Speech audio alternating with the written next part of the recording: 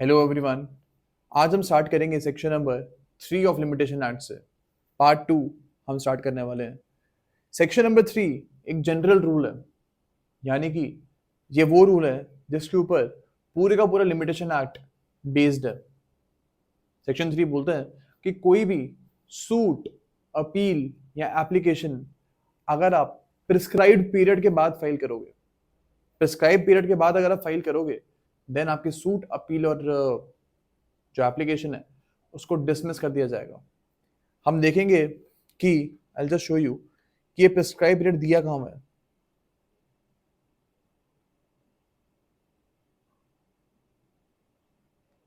ये देखिए स्केड्यूल है। स्केड्यूल को आप देखोगे ना, यहाँ पे सारे के सारे प्रिस्क्राइब पीरियड गिवन है कि किस सूट को फाइल करने का कितना प्रिस्क्राइब पीरियड है। नॉर्मली पार्टीशन वगैरह के सूट में आई गेस 12 ईयर्स है। इसमें देखोगे आप, अगर आपको एक सूट फाइल करना है against a factor for an account, then 3 साल के अंदर आपको सूट फाइल करना पड़ेगा। तो ऐसे ही हर सूट को फाइल करने का एक लिमिटेशन पीरियड हमें पीछे गिवन है। और आपको ये चीज भी मैं क्लियर कर दूं कि सिर्फ हम सिविल सूट्स की लिमिटेशन पीरियड इस एक्ट में देखते हैं। अगर आपको क्रिमिनल किसी केस को कॉन्स्टिट्यूट करने का लिमिटेशन पीरियड देखना है, then you will go to CrPC. I think section number 468 से हमको लिमिटेशन पीरियड दिया हुआ है। सेक्शन नंबर 468 से आई गेस 473 या 474 तक हमको क्रिमिनल एक्ट्स के लिए लिमिटेशन पीरियड वहां पे गिवन है।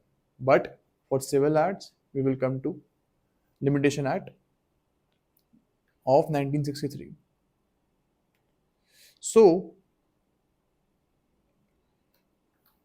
अब क्लॉज 3 का हमने मेन चीज तो समझ ली है।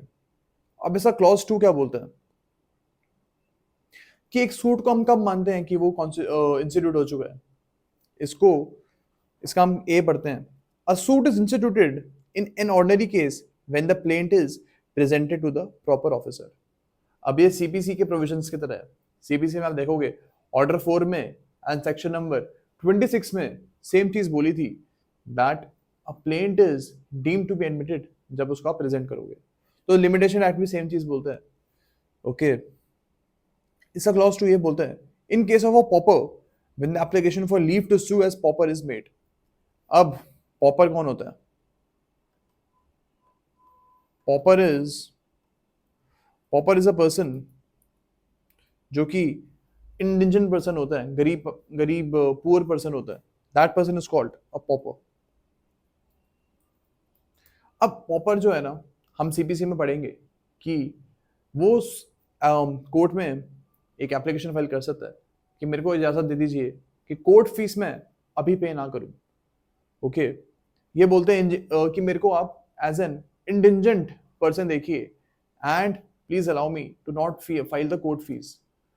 सूट को इंस्टीट्यूट कराने से पहले आपको कोर्ट फीस फाइल करनी पड़ती है। उससे आपको अगर छुटकारा पाना है, then you can file an application in that regard. अब इसका सेकेंड ये बोलता है कि एक प्रॉपर, एक इंडिजन पर्सन का सूट हम कब मानेंगे फाइल हो चुका है।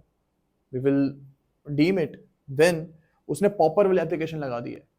यानी कि जब उसने एप्लीकेशन लगा दी है कि मेरे को आप कोर्ट फीस पे करने से मेरे को आप छुटकारा दीजिए, आई डोंट वांट टू पे द कोर्ट फीस क्योंकि मेरे पास पैसे ही नहीं है। जब ये वाली एप्लीकेशन वो पर्सन लगाएगा तब माना जाएगा कि उसका सूट जो है वो उसने इंस्टीट्यूट करवा दिया। Okay, in case of a claim against a company which is being wound up by the court when the claimant first sends in his claim to the official liquidator। यानी कि अगर एक कंपनी है, suppose suppose एक company है जिसका नाम है ए।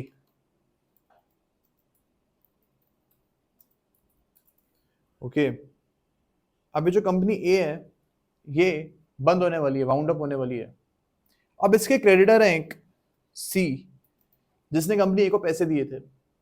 अब अगर सी को अपने पैसे वापस निकलवाने के लिए सूट फाइल करना है, तब कब माना जाएगा? At what date it will be said कि वो जो है उसने लिमिटेशन पीरियड है उसका, जो उसने सूट फाइल कब कर दी है, बेसिकली कब माना जाएगा? ये तब माना जाएगा जब ये जो सी है इस कंपनी के ऑफिशियल लिक्विडेटर को अपना क्लेम भेजेगा। ऑफिशियल लिक्विडेटर वो होता है जो कंपनी के वाइंडिंग अप प्रोसेस में हेल्प कराता है, यानी कि जो कंपनी के एसेट्स को बेचता है एंड जो भी क्रेडिटर से क्लेम है उनको सेटल करता है, उस पर्सन को हम ऑफिशियल लिक्विडेटर बोलते हैं। तो जब ये सी जो है ऑफिशियल लिक्विडेटर को बता देगा कि हाँ सर मेरा भी एक क्लेम है, मेरे को ये पैसे वापस चाहिए कंपनी ए से, जब वो एप्लीकेशन फाइल कर देगा इनके पास, देन माना जाएगा कि सी ने जो है वो लिमिटेशन एक्ट के पर्पस के लिए सूट फाइल कर दिया। अभी उसने कोर्ट में फाइल किया है या फिर नहीं किया है उससे हमको लेना देना नहीं है, लेकिन हमको बस ये देखना है कि उसका लिमिटेशन पीरियड एक्ट के अकॉर्डिंगली कब उसने सूट फाइल कर दिया। ओके, तो इसका इम्प्लीकेशन क्या है? इसकी इम्प्लीकेशन ये है कि जैसे ही उसने ऑफिशियल लिक्विडेटर को अपना क्लेम भेज दिया ना, यहाँ पे जैसे ही उसने ऑफिशियल लिक्विडेटर को अपना यहाँ पे क्लेम भेज दिया, तो ये माना जाएगा कि अब उसने लिमिटेशन एक्ट के जो रिक्वायरमेंट्स हैं उससे कंप्लाई कर लिया है। तो अगर सूट वो अब 4 साल बाद भी फाइल करता है और तब तक लिमिटेशन एक्ट अगर सपोज इसका रिकवरी ऑफ मनी का जो लिमिटेशन पीरियड है, रिकवरी ऑफ मनी का लिमिटेशन पीरियड सपोज 3 इयर्स है। ओके, अब सी ने पहले साल के अंदर अंदर ही इस ऑफिशियल लिक्विडेटर को अपना क्लेम भेज दिया। ओके, अब सूट ये फाइल करता है after 4 years. After 4 years he file the suit. अब लिमिटेशन टाइम तो ओवर हो चुका है, वो 3 साल का ही था ना, लिमिटेशन टाइम तो ओवर हो चुका है। तो क्या हम ये मानेंगे कि सी जो है अब सूट फाइल नहीं कर सकता? क्या हम ऐसा मानेंगे? हम ऐसा नहीं मानेंगे, बिकॉज लिमिटेशन एक्ट के पर्पज से हमको ये देखना है कि सी को किस टाइम पे क्या रिक्वायरमेंट उसको पूरी करनी थी। सी को यहाँ पे ये रिक्वायरमेंट पूरी करनी थी कि उसको सिर्फ अपना क्लेम जो है वो ऑफिशियल लिक्विडेटर को भेजना था। जैसे ही उसने वो काम कर दिया, उसने लिमिटेशन एक्ट की जो रिक्वायरमेंट उसको पूरा कर दिया है। एंड यहाँ पे सी ने पहले ईयर के अंदर अंदर ही ऑफिशियल लिक्विडेटर को अपना क्लेम भेज दिया था, एंड दैट इज वाई उसका जो सूट है even after he files after 4 years, उसका जो सूट है वो हम ये नहीं मानेंगे कि बार्ड बाय लिमिटेशन है, उसको अलाउ कर दिया जाएगा। He will be allowed to file this suit. Okay, तो यही चीज हमको समझनी है बस। जस्ट अ सेकेंड, सेक्शन 3 में। ओके, अब हम आते हैं सेक्शन नंबर 4 पे। इससे पहले हाँ, इसका क्लॉज बी भी इंपॉर्टेंट है। Clause B is also important. ये प्रीलिम्स हमसे पूछ लेते हैं क्लॉज बी, तो मैं आपको इस चीज के बारे में बता देता हूँ। आप अगर सीपीसी पढ़ोगे उसमें आप सेट ऑफ और काउंटर क्लेम का भी कॉन्सेप्ट पढ़ोगे। सेट ऑफ और काउंटर क्लेम का जो कॉन्सेप्ट आप सीपीसी में पढ़ोगे, मैं आपको थोड़ा ब्रीफ में यहाँ पे समझा देता हूँ। ओके, सपोज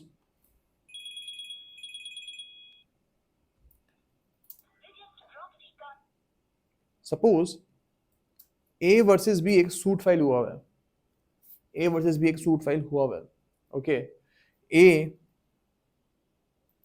10,000 रुपए बी से मांगता है, वो बी से 10,000 रुपए मांग रहा है। अब यहाँ पे बी बोलता है कि A also has to give me ₹5,000।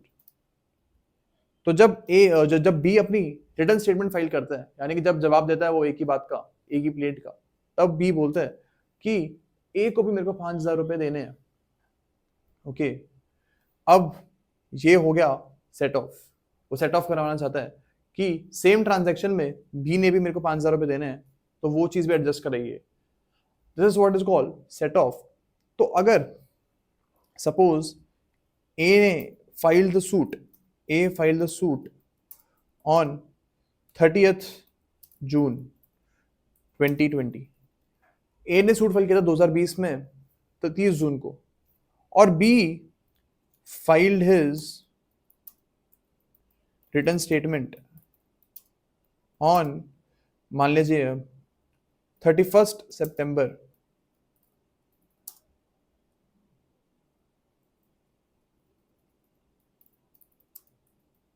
2021 2020 ही मान लेते हैं। बी ने रिटर्न स्टेटमेंट लगाई अपनी 31 सितंबर 2020 को, जिसमें उसने सेट ऑफ क्लेम किया। अब हम डेट ऑफ सेट ऑफ क्या मानेंगे? हम क्या डेट को मानेंगे कि सेट ऑफ की प्रोसीडिंग चालू हुई है? अगर हम क्लॉज नंबर एस का देखते हैं ना, क्लॉज ए इसका हम देखते हैं तो वो ये बोलता है कि in the case, sorry clause B हम इसका देखते हैं तो वो ये बोलता है in the case of a set off the same date in which the set off is pleaded the same date as a suit in which the set off is pleaded, यानी कि जिस दिन को ये सूट इंस्टीट्यूट हुआ था ना 30 जून को, तो हम मानेंगे जो सेट ऑफ है वो भी 30 जून को ही फाइल हुई थी। तो अगर ऐसा हो रहा है कि 31 सितंबर को जो प्रिस्क्राइब पीरियड ओवर हो गया है, तो अगर सपोज बी ने जब रिटर्न स्टेटमेंट फाइल करी 31 सितंबर को, उस टाइम जो प्रिस्क्राइब पीरियड था वो ओवर हो गया, तो हम ये नहीं मानेंगे कि अब बी जो है अपना सेट ऑफ क्लेम कर ही नहीं सकता।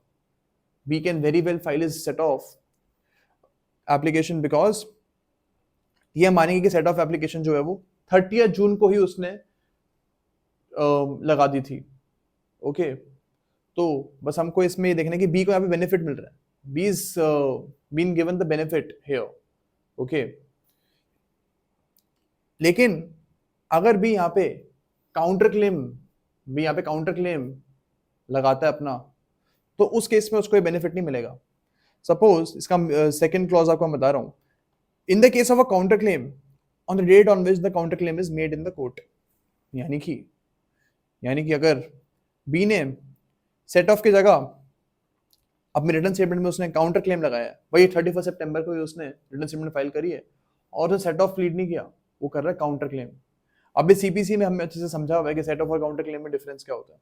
ओके, अब काउंटर क्लेम इसने लगा दिया, यहाँ पे क्या हम ये मानेंगे, और सपोज 31 सितंबर को काउंटर क्लेम फाइल करने का टाइम भी निकल गया।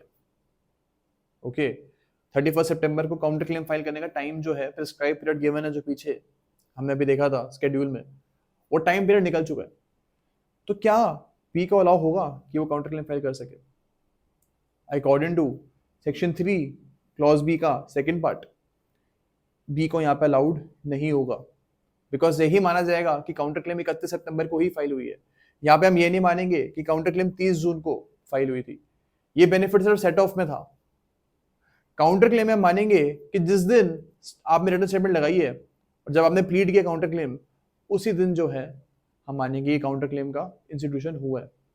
एंड अगर ये इस टाइम पे 31 सितंबर तक प्रिस्क्राइब पीरियड ओवर हो चुका है, तो यहाँ पे हम कोई बेनिफिट नहीं देंगे बी को, and here B can not file his counter claim. Okay, तो यही चीज हमको इसमें बस समझनी है।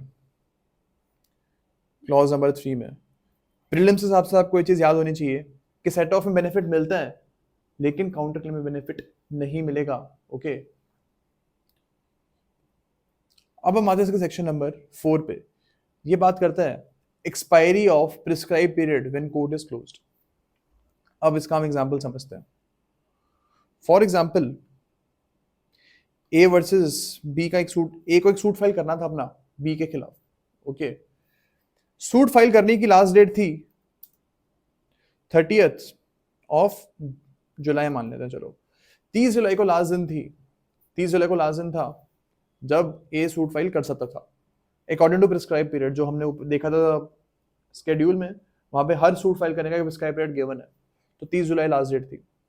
अब 30 जुलाई को हम मान लेते हैं कि उस दिन एक गेजेटेड हॉलीडे थी, पब्लिक हॉलीडे थी।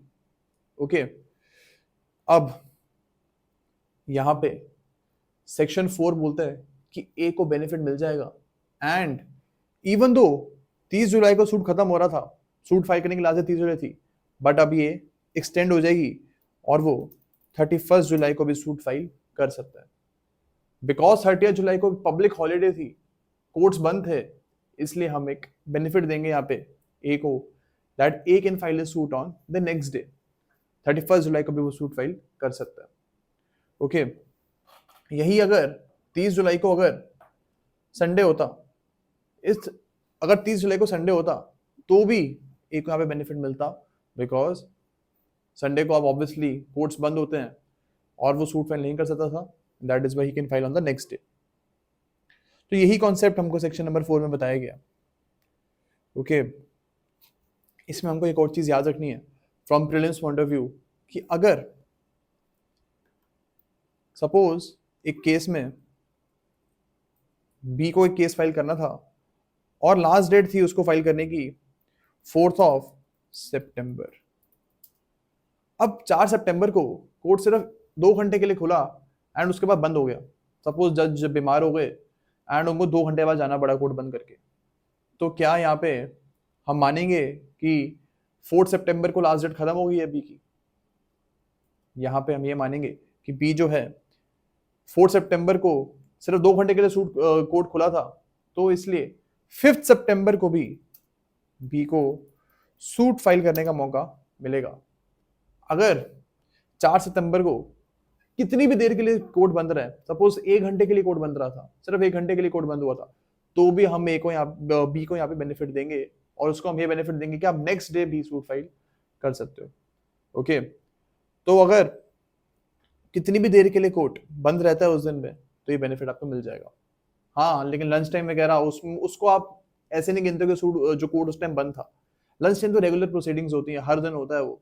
तो अगर 4 सितंबर को लंच टाइम भी हुआ था 1 घंटे का, तो हम ये नहीं मानेंगे कि उस टाइम कोर्ट बंद था। तो इस केस में जो बी है उसको 5 सितंबर को केस फाइल करने का मौका नहीं मिलेगा। ओके, तो यही चीज हमको सेक्शन नंबर 4 में बोली गई है।